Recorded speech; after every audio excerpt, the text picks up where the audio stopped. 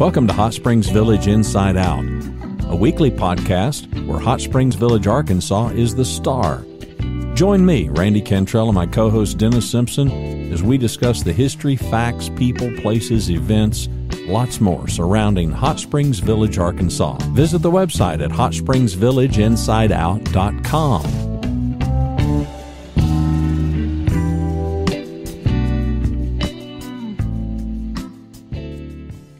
Hello and welcome back to another episode of Hello. I'm keeping it in too. Are you sure we can't? What happened to the clicker? Go ahead. What happened to the clicker? We used to have a clicker and we could edit out that crap. No, I'm not going to edit. Keep Hello and welcome to another episode of Hot Springs Village Inside Out. I'm Dennis Simpson. My co-host, who's always making fun of me and leaving the bloopers in, is Mr. Randy Cantrell. We have with us again today Mr. Greg Jones. I'm going to be real frank. Randy has no concept of what we're going to talk about. Neither does Greg. I sat across from Greg at the Beehive restaurant one night and I asked him about an interesting topic here in the village. Randy, you have no clue. I know. I said, Greg, tell me about your opinion of race relations in the village. Typically, what was your background? And you, for probably 10 or 15 minutes, peeled my ears back with some of the most amazing discussion of your childhood I'd ever heard in my life. Would you mind recounting that, please? No, sure. Okay. Yeah, so, when you were very young, let's start there. Yeah. So, when I was very young, when I was a little kid, like 3 years old, my mother and father got divorced. This was in the South in Columbus, Georgia. People didn't get divorced. It was always a woman's fault, all of that. And it was very difficult for my mother. Her country club friends all abandoned her after she got divorced, because obviously there must be something wrong with her. Mm-hmm. A defect. There were a couple of them that stayed with her, and I remember some of them dearly, that helped us. But one of the things I was talking to Dennis about was that, my mother had to go to work, right, at the time. And had she ever worked before? She had never worked before. She actually wanted to go to college, but, her stepfather said women don't go to college and wouldn't let her go to college. She wound up going to secretarial school on her own. But, obviously she had myself and my brother was 2 years younger than I was, and didn't have anyone to take care of us. Right. And you were about how old at this time? I was probably 5 or 6 years old. And your brother would be 8 or something? No, he was 2 years younger than me. So he was 3 at the time. So, what she had to do was, she had to find somebody to take care of us. And we had a black lady take care of us. Her name was Gladys. Gladys worked for us from the time I was 7 or 8 years old to the time my brother graduated from high school. So a really long time, right? She didn't know how to read. She was born at a time in South Georgia when they didn't do birth certificates for black people. She was born on a farm. And so, she was the one that kind of sort of raised me and my brother, because my mother had to work all day, every day of the week, just to try to get money to pay rent, right, and for us to eat. She pretty much raised us, during the day. She would cook us dinner, she'd be there when we got home from school, all of those things. And, and it was very interesting. Because, from a personal perspective, that gave me a totally different view of race relations, right? Because I was around her all the time. We got on a bus and went down to her house one time, and a little, like other side of the tracks, we were on the other side of the tracks. But what I found, was like everybody down there was so nice to us, right?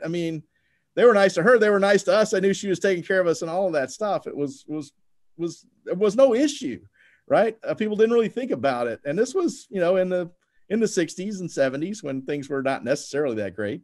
But she took care of us the whole time. And, I can't say how much I appreciated what she did for us. And my mother, as we got older and my mother got remarried and, we had more means, my mother did everything she could to take care of her. Helped her get a Social Security card. She didn't have a birth certificate. She couldn't get a Social Security card. Worked with her to get a Social Security card, worked with her to get, some assistance on housing. Her husband, you remember those old coffee pots you put on the stove, that percolator thing? Well, he knocked one of those over on himself and had a stroke and became completely disabled, right? And so my mother helped her get him assistance for his disability, and so I guess it just gave me a totally different perspective. And for me, I don't necessarily think about people of different races being of different races. I mean, I know people of all races, and I've traveled all over the world. I've met people of all cultures, around the world as well. And it really gives you a different perspective, of people. And so that's just a little bit of the story, I think, that that we talked about that night at the Beehive. But, I can't say enough about, how that affected my childhood. Sure. Well, it was so formative, and especially in those particular years. And I can see how it would be essential to have help then. But your brother was 2 years younger than you, 3 years younger than you? Yeah. And until he graduated, I mean, come on, he could have fixed his own snack in the afternoons. He could have whatever. Yeah. But what? But my mother wanted to take care of her, make sure that she had income. Right. And she's a member of the family by then. Yeah. I mean, more or less. I mean, when she started working for us, my mother paid her $20 a week. That's basically all my mother could afford to give her. Right. And then, of course, as things got better, and, my mother got remarried and became a business owner and things like that. Then, we had more means, and she was able to give her, a little bit more than, what you would have normally given someone to take care of. And you're right. We could have taken care of ourselves when we got to high school. That was no problem. But, she wanted to continue to take care of her. And even after she, got to where she couldn't really clean the house and she couldn't do a lot. I mean, when she stopped working for us, she was probably 75 years old or so. Wow. I think.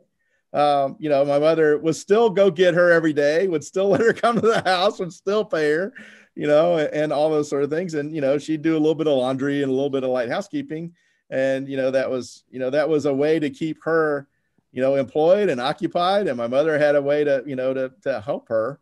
And it was kind of all of that process. But you're right. She kind of became part of the family. And, even kind of her, her extended family, we would see them from time to time and things like that as well. So, I mean, you're right. I mean, it kind of, I just gave me a totally different perspective of helping people.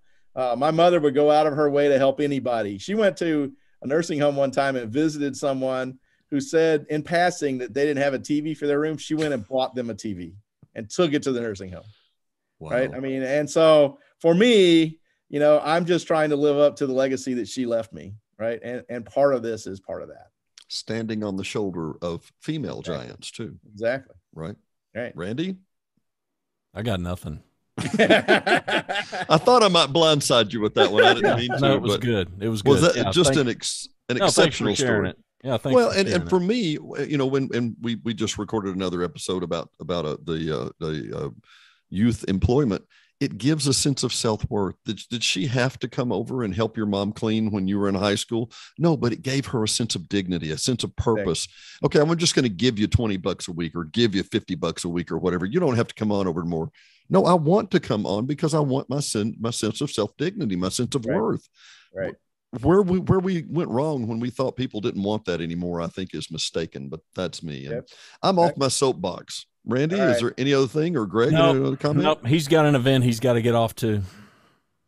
Thanks for sharing it. My son's getting married on Saturday, and they're all at my house waiting on me to bring all these burgers over there to cook for dinner. So everybody's hungry, and it's your fault again. Yeah, always. I want to run a restaurant, so why the hell am I over here with the food? Exactly. There you go with bad customer service again. So you need better customer service for your own stinking family, Randy. Greg. I know, exactly. I'll tell you what, we need to let you go. Greg, thank you. You've always been more than gracious. We appreciate your help. Yeah. Welcome and come back to Hot Springs Village Inside Out. I got it right that time, Randy. You did. For Hot Springs Village Inside Out, I'm Dennis Simpson, and he is Randy Cantrell, and he is Mr. Greg Jones. Thanks for sharing it, Greg. Thank you. All right. Say good night, Dennis. Good night. Good night, Dennis. Y'all. Thanks for listening to another episode of Hot Springs Village Inside Out, a podcast where Hot Springs Village, Arkansas is the star. Please subscribe to the podcast. You can do that by visiting our website, hsvinsideout.com, and tell a friend.